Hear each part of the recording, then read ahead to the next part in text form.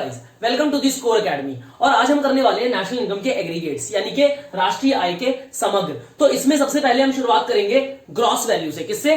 Gross value से और net value से। ग्रॉस और नेट वैल्यू ये होता क्या है? ग्रॉस वैल्यू जिसको सकल मूल्य कहा जाता है और नेट वैल्यू जिसको शुद्ध मूल्य कहा जाता है, ये होता क्या है? सबसे पहले देखो, gross value it is the total और purchasing value of fix assets such as machine. ये क्या होती है? परचेजिंग वैल्यू या फिर टोटल वैल्यू। टोटल वैल्यू किसी भी चीज की, जैसे कौन सी चीज? फिक्स एसेट, जैसे मशीन। उसकी जो परचेजिंग वैल्यू होती है, जिस कीमत पर आपने उसको खरीदा है, जो उसकी पहली कीमत थी, उसको क्या बोलते हैं? उसकी ग्रॉस वैल्यू। और नेट वैल्यू क्या होती है, या फिर इसको हम शुद्ध मूल्य कहते हैं? It is the actual value after using fix assets. हम कई बार इस्तेमाल कर लेते हैं ना मशीन को या फिक्स एसेट को, अपनी कई बार इस्तेमाल कर लेते हैं। इस्तेमाल करने के बाद जो उसकी वैल्यू में चेंज आ जाता है, वो उसकी जो एक्चुअल वैल्यू उस टाइम पर होती है, वो क्या कहलाती है? नेट वैल्यू कहलाती है। इन दोनों के बीच में फर्क किसका होता है? तो डेप्रीसिएशन का फर्क होता है। किसका? डेप्रीसिएशन का फर्क होता है, जिसको कंजम्पशन ऑफ फिक्स कैपिटल भी कहते हैं या फिर करंट रिप्लेसमेंट कॉस्ट भी कहते हैं। हिंदी में इसको मूल्यह्रास या स्थायी पूंजी का उपभोग कहते हैं। अच्छा, अब समझो जरा, थोड़े से एग्जांपल से समझते हैं इस चीज को। ग्रॉस वैल्यू क्या है और नेट वैल्यू क्या है? ग्रॉस वैल्यू का मतलब किसी भी चीज की टोटल वैल्यू।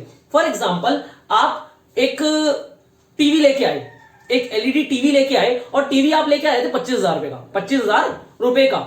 तो जितने रुपए का आप लाए थे, वो उसकी क्या है? टोटल वैल्यू या परचेजिंग वैल्यू 25,000 रुपए, वो उसकी क्या है? Gross value. कितनी? 25,000 रुपए। ठीक है, लेकिन क्या एक साल चलाने के बाद, 6 महीने चलाने के बाद, बार बार यूज होने के बाद उसकी वैल्यू सेम रहेगी? तो नहीं, उसकी वैल्यू कभी भी सेम नहीं रहेगी। उसकी वैल्यू जो होगी वो घट जाएगी। ऐसा देखा वो आपने? जब तक आप शोरूम में कार खड़ी है तब तक तो वो 10 लाख रुपए की है, शोरूम से बाहर आते ही उस पर 2 लाख रुपए गिर जाते हैं। मतलब कुछ ना कुछ वैल्यू उसकी रिड्यूस हो जाती है। वैल्यू रिडक्शन के बाद जो वैल्यू आती है, एक्चुअल वैल्यू, जो एक्चुअल मार्केट वैल्यू होती है, वो किसी भी चीज की कौन सी वैल्यू कहलाती है? नेट वैल्यू कहलाती है। तो भाई 25,000 रुपए का आप लाए थे, 6 महीने चलाने के बाद आपने सोचा मैं बेच दूं, तो कितनी वैल्यू में बिकेगा? क्या 25,000 का बिकेगा? कभी भी नहीं, 25,000 का नहीं बिकेगा। वो कितने का बिकेगा? शायद 15,000 रुपए का, शायद 15,000 रुपए का। तो वो होगी उसकी नेट वैल्यू, या जिसे हम बोलते हैं उसकी एक्चुअल वैल्यू। अच्छा, बीच के 10,000 रुपए कहां गए? बीच के 10,000 रुपए कहां गए? तो बीच के 10,000 रुपए खत्म हो गए, घिसावट हो गई। ठीक है, जिसको हम मूल्यह्रास कहते हैं, डेप्रिसिएशन कहते हैं। टूट फूट, मरम्मत, कुछ ना कुछ ऐसा तो हुआ होगा ना 6 महीने के अंदर या 1 साल के अंदर। तो वो क्या कहलाएगा? Depreciation, consumption of fix capital, fix capital की घिसावट। ठीक है, तो घिसावट हो गई, उसमें वो 10,000 रुपए चले गए, यानी कि 10,000 रुपए क्या है? उसका डेप्रीसिएशन है। 10,000 रुपए उसका क्या है? डेप्रीसिएशन है। अच्छा, तो इन दोनों के बीच का फर्क क्या होता है? डेप्रीसिएशन। जब भी हमें ग्रॉस वैल्यू से, अभी जरा समझते हैं, जब भी हमें ग्रॉस वैल्यू से नेट वैल्यू की तरफ आना होता है, नेट वैल्यू की तरफ, यानी कि मुझे परचेजिंग वैल्यू से, किससे? परचेजिंग वैल्यू से, मैंने जितने का खरीदा था उससे एक्चुअल वैल्यू पे आना है। किस पे? एक्चुअल वैल्यू पे आना है। तो मैं बीच का डेप्रीसिएशन माइनस करके चलता हूं। क्या करके चलता हूं? माइनस करके। एरो का ध्यान रखना। देखो, मैं ग्रॉस से नेट की तरफ आ रहा हूं, उसके लिए मुझे क्या करना पड़ेगा? डेप्रीसिएशन माइनस करना पड़ेगा। लेकिन मैं उसकी एक्चुअल वैल्यू से मैंने कितना का खरीदा था वो जानना चाहूं तो क्या करूंगा? तो मैं उसको डेप्रीसिएशन को प्लस कर दूंगा, ऐड कर दूंगा, यानी कि नेट से ग्रॉस बनाने के लिए मैं उसको ऐड कर दूंगा। ग्रॉस से नेट में आने के लिए माइनस डेप्रीसिएशन, और नेट से ग्रॉस में जाने के लिए प्लस डेप्रीसिएशन होता है। ठीक है, इसके बाद हमें नेशनल और डोमेस्टिक का कॉन्सेप्ट करना है।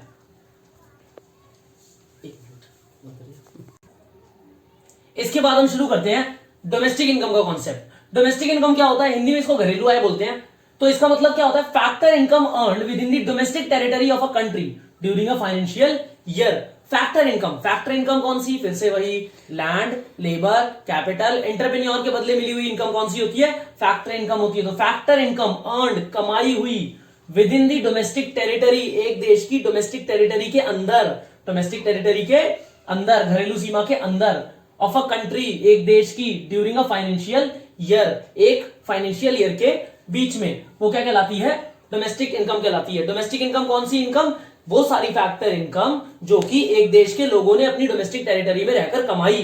ठीक है, अच्छा, ये डोमेस्टिक टेरिटरी का कॉन्सेप्ट जो आप समझ रहे हैं कि डोमेस्टिक टेरिटरी का कॉन्सेप्ट सिर्फ देश की वो जो पॉलिटिकल फ्रंटायर आपने देखे हैं वो है, तो नहीं, ऐसा नहीं है। इसके अलावा भी इसका कॉन्सेप्ट बहुत वाइडर है। बात करते हैं इकोनॉमिक्स की फॉर्म में डोमेस्टिक टेरिटरी का मतलब क्या होता है, पैसा कहां कहां तक हमारी देश का जा सकता है। जैसे डोमेस्टिक टेरिटरी या घरेलू सीमा में क्या क्या आता है, सबसे पहले political territory of the country, political territory of the country. Map पे मत जाना, मैप थोड़ा ऐसा ही बना है लेकिन समझने के लिए काफी है। तो political territory of a country, देखो हमारा भारत देश कुछ ऐसा ही दिखता है, तो ये पूरी पॉलिटिकल मैप के अंदर आप देखते हैं ना पॉलिटिकल टेरिटरी, वो सारी की सारी तो हमारी कंट्री के अंदर, हमारी डोमेस्टिक टेरिटरी के अंदर आती ही है। इसके अलावा इसके बाद हम समझते हैं डोमेस्टिक टेरिटरी का या डोमेस्टिक इनकम का कॉन्सेप्ट। डोमेस्टिक इनकम क्या होता है या घरेलू आय क्या होती है, किसी भी देश की घरेलू आय क्या होती है, डोमेस्टिक इनकम क्या होती है। Factor income earned within the domestic territory of a country during a financial year is known as domestic income. तो फैक्टर इनकम कौन सी, लैंड, लेबर, कैपिटल, एंटरप्रेन्योर के बदले मिली हुई इनकम, अर्न्ड कमाई हुई within the domestic territory, domestic territory के अंदर। अब डोमेस्टिक टेरिटरी का कॉन्सेप्ट कैसा है वो अभी यहां पर डिस्कस करेंगे। तो with in the domestic territory of a country during a financial year, एक फाइनेंशियल ईयर के बीच में हमारे देश के लोगों ने देश की पॉलिटिकल टेरिटरी में रहकर कितना पैसा कमाया, वो सारा क्या कहलाता है, डोमेस्टिक इनकम कहलाता है या फिर घरेलू आय कहलाता है। घरेलू सीमा में रहकर कितनी कारक आय कमाई, ठीक है, वो क्या कहलाती है, घरेलू आय कहलाती है। अच्छा, डोमेस्टिक टेरिटरी की बात कर लेते हैं जरा। डोमेस्टिक टेरिटरी के अंदर क्या क्या आता है। पॉलिटिकल की फॉर्म में तो डोमेस्टिक टेरिटरी अलग है, लेकिन इकोनॉमिक्स की फॉर्म में जो डोमेस्टिक टेरिटरी होती है वो एक वाइडर कॉन्सेप्ट है, उसको समझने की कोशिश करते हैं। डोमेस्टिक टेरिटरी है जिसको हम घरेलू सीमा ही बोलते हैं। हमारे देश की घरेलू सीमा, आर्थिक घरेलू सीमा में क्या क्या आता है। सबसे पहले political frontier of the country, political territory या फ्रंटायर ऑफ द कंट्री। अब आपने पॉलिटिकल मैप देखा होगा, पॉलिटिकल मैप कुछ इस तरह का दिखता है। अब मेरे मैप पे मत जाना, वो थोड़ा गंदा बना हुआ है लेकिन समझने के लिए काफी है। तो देखो political territory of a country, political territory जो हमें दिख रही है वो, प्लस इसके अंदर और क्या आता है, 12 नॉटिकल माइल्स इन टेरिटोरियल सी। अब देखो समुद्र है ना, समुद्र में 12 नॉटिकल माइल तक का एरिया, वहां पर कोई भी शिप्स मिलते हैं, जहाज मिलते हैं, चाहे वो मछुआरों के हो चाहे किसी के भी हो, वो किसकी टेरिटरी में है, डोमेस्टिक टेरिटरी में, हमारे देश की डोमेस्टिक टेरिटरी के अंदर वो है। ठीक है, यहां पर हमारा राज चलता है, हमारा इकोनॉमिक स्फीयर यहां पर माना जाता है 12 नॉटिकल माइल तक। जैसे जमीन पे किलोमीटर होते हैं ऐसे ही पानी में नॉटिकल माइल्स होते हैं। ठीक है, एयरक्राफ्ट फ्लाइंग आउटसाइड इंडिया, जितने भी जहाज भारत के बाहर उड़ रहे हैं लेकिन एयर इंडिया के हैं या फिर इंडियन कंपनी के जहाज हैं, तो वो किसके जहाज माने जाएंगे, हमारे जहाज माने जाएंगे। यानी किसकी डोमेस्टिक टेरिटरी में है, वो हमारी डोमेस्टिक टेरिटरी में है, यानी कि वो हमारे जहाज है, उन पर कोई और अपना कब्जा नहीं दिखा सकता, वो हमारे हैं। इसके अलावा इंडियन एम्बेसीज अब्रॉड, बहुत सारी एम्बेसीज होती हैं, दूतावास होते हैं। ठीक है, हमारे अलग अलग देशों में दूतावास है, ईरान में, इराक में, अमेरिका में, कई जगह। तो हमारा नेक्स्ट टॉपिक है इसके बाद में नेशनल इनकम। डोमेस्टिक इनकम के बाद आता है नेशनल इनकम। नेशनल इनकम की अगर बात करें, इसे राष्ट्रीय आय कहते हैं। राष्ट्रीय आय का मतलब क्या होता है, factor income earned by the normal residents of a country in India और outside India is known as national income. Factor income same वही, लैंड, लेबर, कैपिटल, एंटरप्रेन्योर यानी फैक्टर ऑफ प्रोडक्शन के बदले में मिली हुई इनकम। ठीक है, by the normal, earned by किसके, नॉर्मल रेजिडेंट्स, नॉर्मल रेजिडेंट्स ने अर्न करी। नॉर्मल रेजिडेंट्स क्या होते हैं अभी डिस्कस करेंगे।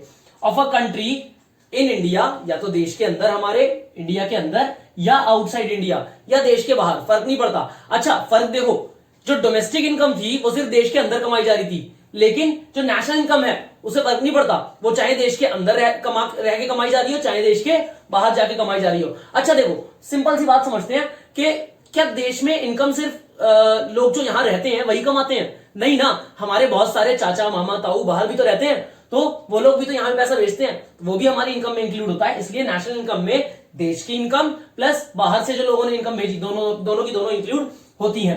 ठीक है, अब नॉर्मल रेजिडेंट्स क्या होते हैं, नॉर्मल रेजिडेंट्स, तो नॉर्मल रेजिडेंट्स जिनको सामान्य निवासी भी कहा जाता है, जिनको सामान्य निवासी भी कहा जाता है। People living in India for more than 6 months, 6 महीने से ज्यादा कोई इंडिया में रह रहा है। ठीक है, और कौन सी कंडीशन फुलफिल होनी चाहिए, their economic interest lies in India, उनका जो इकोनॉमिक इंटरेस्ट है यानी कि आर्थिक केंद्र है वो भी भारत के अंदर ही होना चाहिए, वो खाना बचाना सब कुछ इंडिया के अंदर ही करें। ठीक है, इसे बोलते हैं इकोनॉमिक इंटरेस्ट, उनका सारा का सारा इकोनॉमिक इंटरेस्ट, कमाना खाना सब इंडिया के अंदर ही है, तो वो क्या कहलाएंगे, नॉर्मल रेजिडेंस कहलाएंगे। जैसे citizen of India normal residence है। ठीक है, Indian working in Indian embassy international organisation in India. अब कोई इंडियन है जो किसी इंटरनेशनल एम्बेसी में काम कर रहा है या इंडियन एम्बेसी में काम कर रहा है या इंडिया के अंदर किसी फॉरेन ऑर्गेनाइजेशन में काम कर रहा है, जैसे WHO हो गया, WTO हो गया, ऐसी किसी भी ऑर्गेनाइजेशन में काम कर रहा है, तो वो हमारा ही नॉर्मल रेजिडेंस कहलाएगा। क्यों कहलाएगा भाई? वो पैसा कहां देगा? हमारे देश में देगा, तो बहुत सिंपल सी बात है, वो हमारा नॉर्मल रेजिडेंट कहलाएगा। नॉन रेजिडेंट, जो हमारा नॉर्मल रेजिडेंट नहीं होता, जिसे हम गैर निवासी बोलते हैं, एक तो पीपल इधर नॉट लिविंग फ्रॉम 6 मंथ्स, या तो वो 6 महीने से इंडिया में ना रह रहा हो, और या फिर their economic interest do not lies in India, उनका जो इकोनॉमिक इंटरेस्ट या जो उनका आर्थिक केंद्र है वो इंडिया के अंदर ना हो, मतलब उनका कमाना खाना बचाना इंडिया के अंदर ना हो, इंडिया के हित में ना हो। अगर इंडिया के फेवर में नहीं है तो हम क्या बोलेंगे कि वो हमारे निवासी नहीं है, हमारे गैर निवासी हैं। एग्जाम्पल इसके क्या आ जाएंगे? नॉन सिटीजन ऑफ इंडिया, जो भारत के सिटीजन नहीं है वो इसके अंदर आ जाएंगे। फॉरेनर वर्क इन इंडिया, कोई विदेशी भारत में काम कर रहा है, पैसा कहां भेजेगा? अपने देश में, तो क्या कहलाएगा? हमारा नॉन रेजिडेंस कहलाएगा। ठीक है, ऐसे ही embassy of Indian organisation, sorry क्या था, foreigner working in Indian embassy, कोई फॉरेनर इंडियन एम्बेसी में काम कर रहा है या किसी इंडियन ऑर्गेनाइजेशन के अंदर काम कर रहा है, उसका बहुत सिंपल सी बात है, उसका इंटरेस्ट अपने देश के अंदर होगा, तो वो हमारा नॉर्मल रेजिडेंस नहीं कहलाएगा, नॉन रेजिडेंट कहलाएगा।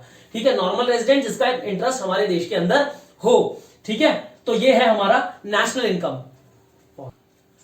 तो अब नेशनल के कॉन्सेप्ट से डोमेस्टिक के कॉन्सेप्ट पे कैसे जाया जाए और डोमेस्टिक से नेशनल पे कैसे जाया जाए? देखो, जब भी हमें नेशनल से डोमेस्टिक में चेंज करना होता है, यानी कि एन से डी में चेंज करना होता है, हम माइनस करते हैं क्या चीज? NFIA। और जब भी हमें डोमेस्टिक से नेशनल में जाना होता है तो हम प्लस करते हैं क्या? NFIA है क्या? वही जो विदेशों का पैसा था। ठीक है, विदेशों से हमारे चाचा मामा ताऊ वगैरह जो पैसा भेजा उसे हम कहते हैं NFIA, net factor income from abroad. ठीक है, तो अगर देखो हमें नेशनल से डोमेस्टिक में आना है, देश के अंदर अंदर की इनकम निकालनी है, तो हम क्या करते हैं? इसको माइनस करके चलते हैं। जो हमारे चाचा मामा ताऊ की फॉरेन से भेजी हुई इनकम है, हम उसको माइनस कर देते हैं कि ये नहीं है इसके अंदर। और डोमेस्टिक से जब नेशनल में जाना होता है तो यार देखो, इसके अंदर देश के अंदर कमाई हुई इनकम प्लस हमारे लोगों की विदेश में कमाई हुई इनकम दोनों ऐड होते हैं, तो देश की इनकम प्लस विदेश की इनकम को ऐड कर दिया और क्या बना लिया? नेशनल इनकम बना ली। अच्छा देखो, net factor income from abroad कैसे निकलता है? या तो आपको ये डायरेक्ट मिलता है, नहीं मिलता तो कैसे निकालते हैं? फ्रॉम -2। फ्रॉम -2 मतलब फैक्टर इनकम फ्रॉम अब्रॉड, जो वहां से आई, फ्रॉम वहां से आई, ठीक है, और to abroad, factor income to abroad, जो हमने पे करी, हमने भी तो कुछ पे करी होगी भाई, किसी अंग्रेज के भी चाचा मामा ताऊ यहां रह रहे होंगे, ठीक है, तो वो भी तो यहां से पैसा लेके गए होंगे। तो बहुत सिंपल सी चीज, जो हमारे पास आई और जो हमने पे करी, to abroad, from abroad to abroad, उन दोनों को माइनस करके हम क्या निकालते हैं? Net factor income from abroad. इसके बाद हम स्टडी करते हैं मार्केट प्राइस। मार्केट प्राइस क्या होता है? तो वो प्राइस जिस पर कोई भी चीज मार्केट में बिकती है वो प्राइस मार्केट प्राइस कहलाता है, जिसके अंदर टैक्स इंक्लूडेड होता है। क्या इंक्लूडेड होता है? टैक्स। ठीक है, फैक्टर कॉस्ट क्या होती है? तो factor cost cost of production होती है। क्या होती है? कॉस्ट ऑफ प्रोडक्शन होती है। कॉस्ट ऑफ प्रोडक्शन का मतलब जो उसको बनाने में कॉस्ट आई होगी वो होती है फैक्टर कॉस्ट। और फैक्टर कॉस्ट और मार्केट प्राइस के बीच का फर्क क्या होता है? भाई सिंपल सी बात कि किसी भी चीज की जो कॉस्ट है और उसका जो बाजार में बिकने का प्राइस है उसके बीच का फर्क क्या होता है? उसके बीच का फर्क हमेशा टैक्स होता है ना? बहुत सिंपल सी चीज। अब समझो मैंने कोई चीज बना ली, 10 रुपए की बनाई, क्या मैं उसे बाजार में ऐसे ही बेच सकता हूं? नहीं बेच सकता, जब तक मैंने उसका टैक्स पे गवर्नमेंट को नहीं किया है। जब मैं उस पर 2 रुपए टैक्स पे कर दूंगा, 10 रुपए की चीज पे 2 रुपए टैक्स पे कर दूंगा, तो 12 रुपए की कहीं जाकर वो मार्केट के अंदर बिकने के लिए तैयार होगी। तो 10 रुपए उसकी फैक्टर कॉस्ट, 2 रुपए उसका टैक्स, और फिर जाकर बनेगी उसकी मार्केट प्राइस, जो कि कितनी होगी? 12 रुपए। ठीक है, तो मार्केट प्राइस को हम एमपीवी कहते हैं और फैक्टर कॉस्ट को हम एफसीवी कहते हैं। शॉर्ट टर्म कर लेते हैं इसकी। हमें कभी भी मार्केट प्राइस से फैक्टर कॉस्ट में जाना होता है, मतलब पता लगाना होता है कि यार कितने का वो सामान बना है, तो हम उसमें से इनडायरेक्ट टैक्स को माइनस कर देते हैं। कौन से टैक्स को? इनडायरेक्ट टैक्स को, नेट इनडायरेक्ट टैक्स को। कौन से? Net indirect tax. अच्छा, फैक्टर कॉस्ट से मार्केट प्राइस के अंदर जाना होता है तो हम प्लस कर देते हैं क्या? यही नेट इनडायरेक्ट टैक्स प्लस कर देते हैं। यानी कि जितने का बना उससे जितने में बिकेगा वहां तक जाना है, तो उसके अंदर टैक्स प्लस करके हम चलते हैं। अच्छा, एक चीज समझने वाली इसके अंदर छोटी सी और है, ठीक है। नेट इनडायरेक्ट टैक्स को निकाला कैसे जाता है? तो नेट इनडायरेक्ट टैक्स को निकाला जाता है इनडायरेक्ट टैक्स माइनस सब्सिडी करके। इनडायरेक्ट टैक्स जो आपने पे किया और सब्सिडी जो गवर्नमेंट ने आपको सब्सिडी दी होगी, कुछ ना कुछ सब्सिडी देती है ना, हम अच्छा काम करते हैं जब टैक्स टाइम पे भरते हैं तो कुछ ना कुछ सब्सिडी देती है। तो इनडायरेक्ट टैक्स में से जो हम सब्सिडी माइनस कर देते हैं तो निकलता है नेट इनडायरेक्ट टैक्स। उसको अगर हमें मार्केट प्राइस से फैक्टर कॉस्ट में आना है तो माइनस करना पड़ता है, फैक्टर कॉस्ट से मार्केट प्राइस में जाना पड़ता है तो प्लस करना पड़ता है। अब एक बार सबको इकट्ठा देखते हैं। अब तीनों फार्मूला इकट्ठे पढ़ते हैं। पहले ग्रॉस से जब नेट में जाना था तो माइनस करना था डेप्रीसिएशन, नेट से ग्रॉस में आना था तो प्लस करना था डेप्रीसिएशन। वहीं पर ही नेशनल से जब डोमेस्टिक में आना था तो माइनस करना था एनएफआईए, डोमेस्टिक से नेशनल में आना था तो प्लस करना था एनएफआईए। और लास्ट जब मार्केट प्राइस से फैक्टर कॉस्ट में आते हैं तो माइनस करते हैं एनआईटी, और फैक्टर कॉस्ट से मार्केट प्राइस में जाते हैं तो प्लस करते हैं एनआईटी। अच्छा, इतनी राम कहानी हमने पढ़ी क्यों? एग्रीगेट्स बनाने के लिए। क्या बनाने के लिए? समग्र बनाने के लिए, एग्रीगेट्स बनाने के लिए। तो एग्रीगेट्स क्या क्या हो सकते हैं? अलग अलग टाइप के एग्रीगेट्स आपने पढ़ा होगा, ऐसे देखा होगा, जीडीपी एमपी या फिर एनडीपी एफसी, एनएनपी एफसी, ऐसे बहुत सारे एग्रीगेट्स होते हैं। तो अगर मुझे ऐसे एग्रीगेट्स क्रिएट करने हैं, कोई दूसरा एग्रीगेट दे रखा है उससे, तो मैं किस तरह से बनाऊंगा? तो देखिए उसका फॉर्मूला सिंपल होता है। मान लिया जीडीपी हमें बनाना है, जीडीपी एमपी बनाना है हमें, किससे बनाना है भाई? हमें दे रखा है उसने एनएनपी एफसी दे रखा है, एनएनपी एफसी से हमें जीडीपी एमपी बनाना है। तो कैसे बनाएंगे? देखो हम जानते हैं नेट से ग्रॉस में बदलना पड़ेगा, इन दोनों को बराबर करना है, नेट से मुझे ग्रॉस में बदलना पड़ेगा। तो हम जानते हैं नेट से ग्रॉस में बदलने के लिए क्या करना पड़ता है? प्लस करना पड़ता है डेप्रीसिएशन। तो मैं यहां पे प्लस कर दूंगा डेप्रीसिएशन, ठीक है। वहीं नेशनल से डोमेस्टिक, नेशनल से डोमेस्टिक, नेशनल कहां है जी? यहां है, डोमेस्टिक कहां है? यहां है। तो नेशनल से डोमेस्टिक आएंगे तो माइनस एनएफआईए, ठीक है। और फिर क्या करेंगे? फिर क्या कह रहा है? पी देखो सेम रहता है सब में, पी और पी सेम है, जो चीजें सेम है हमें उन्हें छेड़ना होता, ठीक है। एफसी से एमपी में, एफसी से एमपी में, तो एफसी से एमपी में आने के लिए क्या करेंगे? एफसी से एमपी में आने के लिए एफसी से एमपी प्लस एनआईटी, क्या करेंगे? Plus NIT. अब हमारी जो ये साइड है वो इक्वल है इस साइड के, ठीक है। अच्छा, ऐसे ही हमें कोई दे दिया भाई जी डी पी एफ सी दे दिया।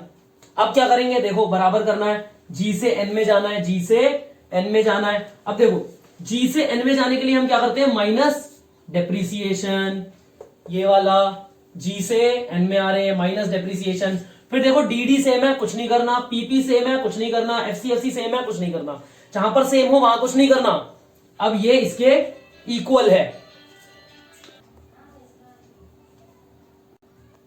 अब ऐसी कोई एनएनपीएफसी है, एनएनपीएफसी से मान लो हमें बनाना है जीडीपीएफसी बनाना है, ठीक है। अब देखो मेरे को जी से एन में जाना है, तो जी से एन में जाने के लिए मेरे को पता है माइनस डेप्रीसिएशन होता है।